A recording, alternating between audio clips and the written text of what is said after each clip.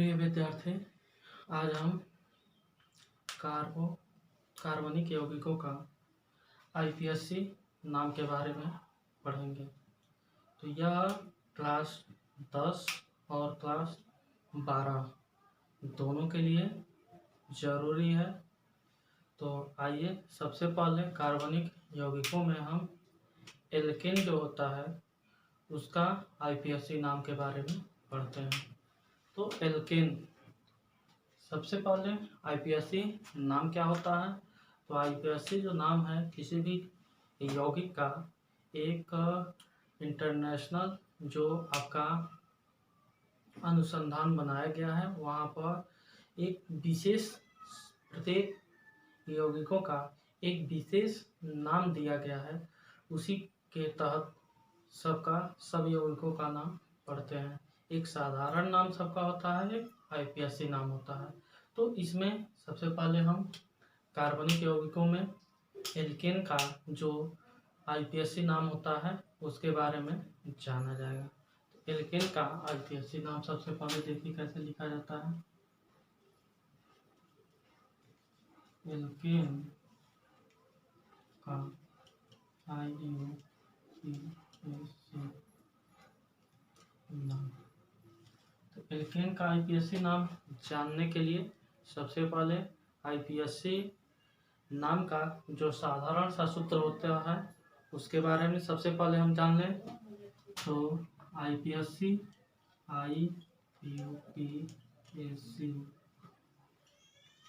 नाम बराबर होता है, सबसे पहले इसमें पूर्व लग्न देते हैं, पूर्व लग्न। उसके बाद से शब्द मूल आता है, शब्द मूल आता है। उसके बाद से आपका प्राथमिक अनुलग्न, प्राथमिक अनुलग्न। उसके बाद से आपका द्वितीयक अनुलग्न, द्वितीयक अनुलग्न। तो सबसे पहले किसी भी यौगिक का अगर आपको आईपीएससी नाम लिखना होगा तो उस यौगिक में आपको सबसे पहले देखना होगा क्या उसमें उस कार्बनिक यौगिक में पूर्व लग्न है कि नहीं है। उसके बाद शब्दमूल है कि नहीं है। उसके बाद प्राथमिक अनुलग्न है कि नहीं है। उसके बाद द्वितीयक अनुलग्न है कि नहीं है। जब आप सभी इन चारों को यदि आप जानेंगे कि हाँ उसमें है कि नहीं, तो उस हिसाब से यदि पाया जाए उस यौगिक में यह चारों के चारों अगर पाए जाते हैं या 3 पाए जाते हैं या 2 पाया जाता है तो उसका विशेष तौर पर एक नाम दिया गया है, उसको जान लें। तो सबसे पहले पूर्व लग्न के बारे में जान लें। तो पूर्व लग्न में क्या क्या आपको आएगा। तो पूर्व लग्न में सबसे पहले आपको हैलोजन समूह, हैलोजन समूह, पूर्व लग्न में सबसे पहले हैलोजन समूह देखते हैं। उसमें फ्लोरो, उसके बाद से क्लोरो, उसके बाद से आयोडो,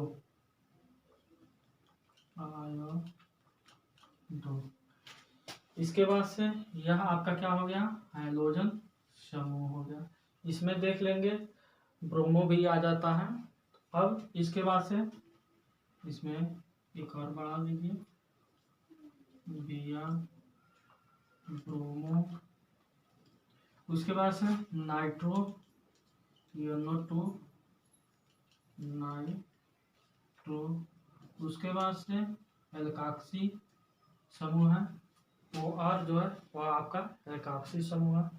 तो यदि कोई कार्बनिक यौगिक दिया गया होगा और उसमें यह चीज पाया जाता होगा, यानी हाइड्रोजन समूह या फिर नाइट्रो या फिर एल्काक्सी समूह यदि उस कार्बनिक यौगिक से जुड़ा हुआ है तो हम सबसे पहले हम इसका नाम लिखेंगे।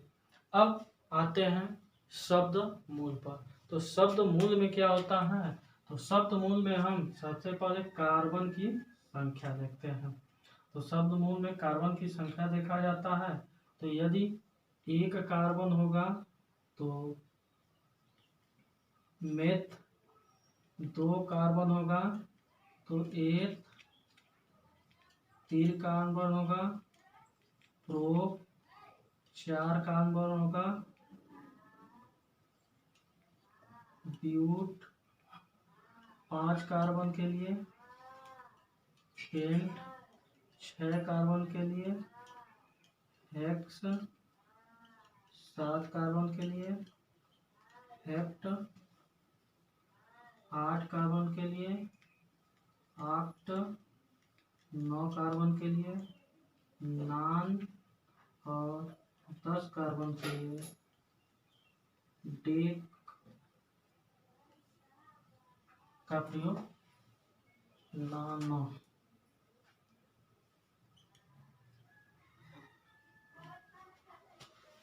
तो शब्द मूल में हम देखते हैं कि उस कार्बनिक यौगिक में कार्बन की कितनी संख्या दी गई है।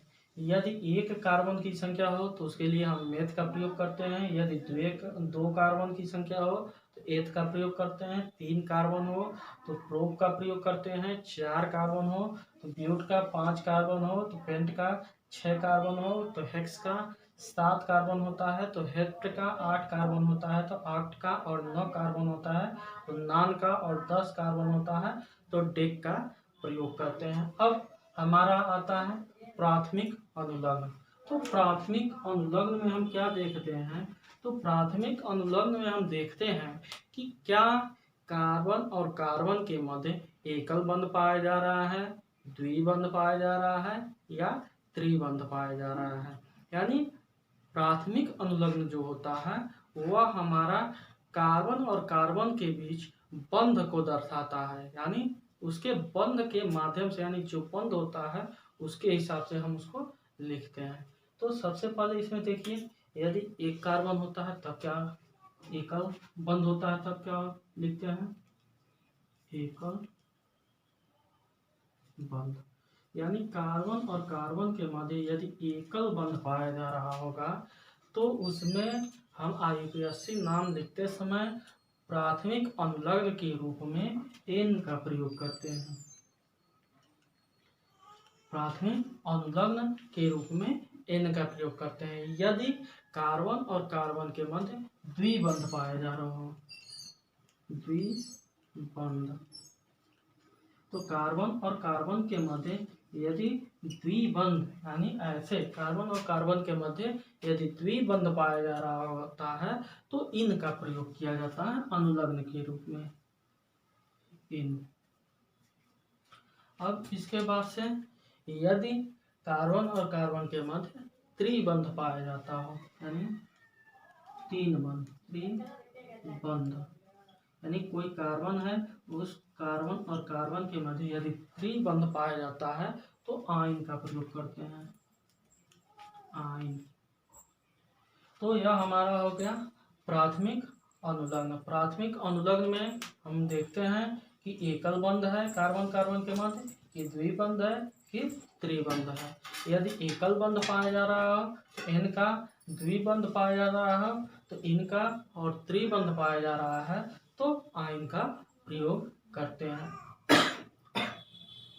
अब हमारा क्या होगा? द्वितीयक अनुलग्न। तो द्वितीयक अनुलग्न में हम सबसे पहले देखते हैं कि जो कार्बनिक यौगिक दिया गया है उसमें क्या कोई क्रियात्मक समूह जुड़ा हुआ है कि नहीं।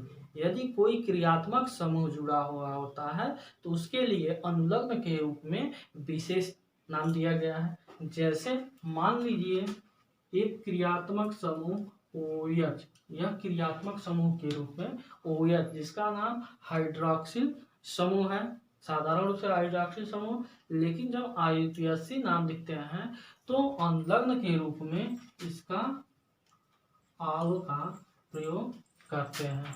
ठीक इसी प्रकार और भी क्रियात्मक समूह हैं, तो जब वे समूह आपका उपस्थित, मतलब जब पढ़ाया जाएगा तो वह समूह एक, जैसे आपका एल्केन हो गया, एल्कीन, एल्काइन, उसके बाद एल्कोहल, तो एल्कोहलिक समूह यह है। उसके बाद एल्डिहाइड जिसमें CHO समूह जुड़ा होता है, उसके बाद से कीटोन CO समूह हो, तो उसमें उसके लिए विशेष तौर पर बताया जाएगा कि उसमें कौन कौन सा मतलब क्रियात्मक समूह के यानी अनुलग्न के रूप में क्या क्या हम लगाते हैं। तो चलिए अब यह साधारण रूप से आपका IPSC नाम लिखते समय क्या किन किन बातों का ध्यान देते हैं वह हो गया। अब इसके बाद से हमको क्या जानना था, एल्केन का IPSC नाम हमको पढ़ना था। तो इसमें एल्केन का तो सबसे पहले कोई हम एल्केन ले लें।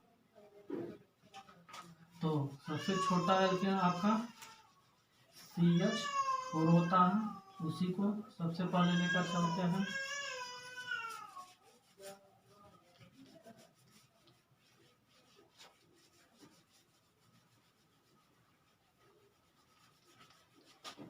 तो जो आपका CH4 होता है उसमें जो कार्बन और कार्बन यानी कितना कार्बन पाया जाता है, केवल और केवल एक आपका कार्बन पाया जाता है और 4 हाइड्रोजन।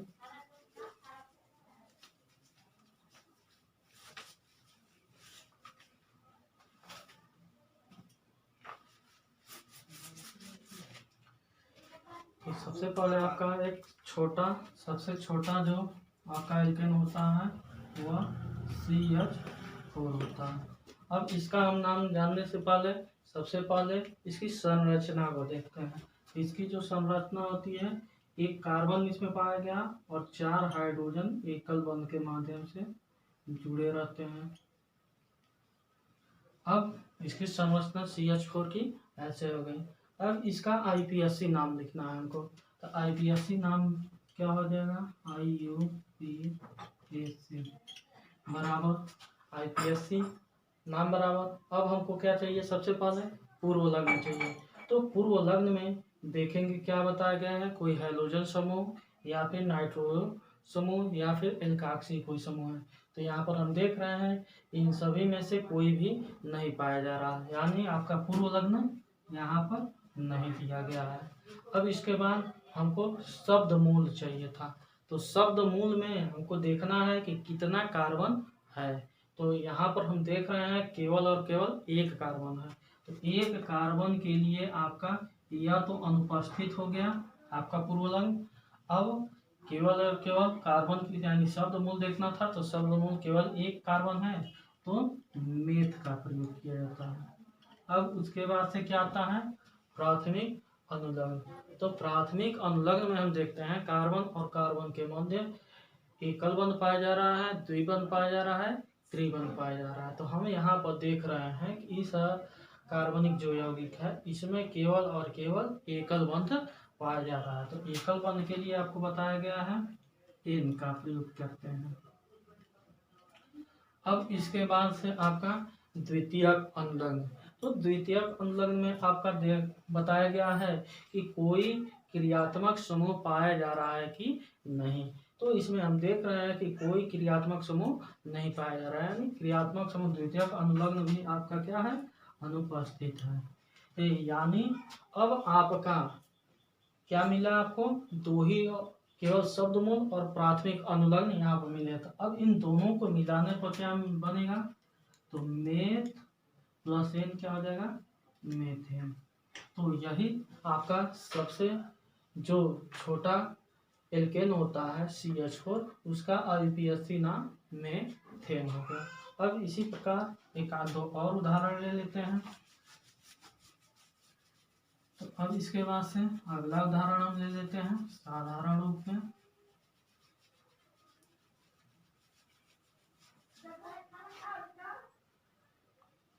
C2H6।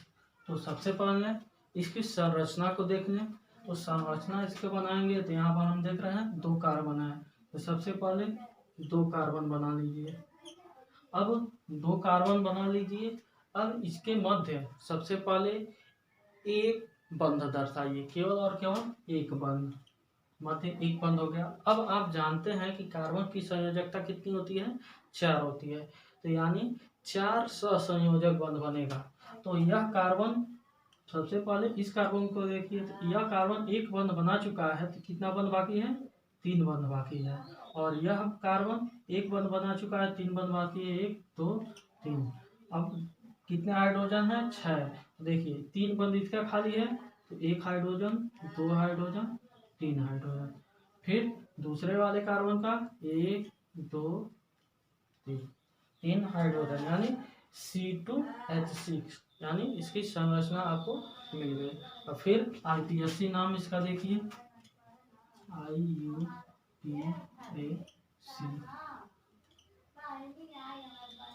तो IPSC नाम में आपका देखिए यहाँ पर कैसे लिखेंगे, तो पूर्वलग्न, फिर वही चीज, तो यहाँ पर पूर्वलग्न क्या है? अनुपस्थित है, न तो कोई हैलोजन समूह है, न तो नाइट्रो समूह है, न तो आपका एल्काक्सी समूह है।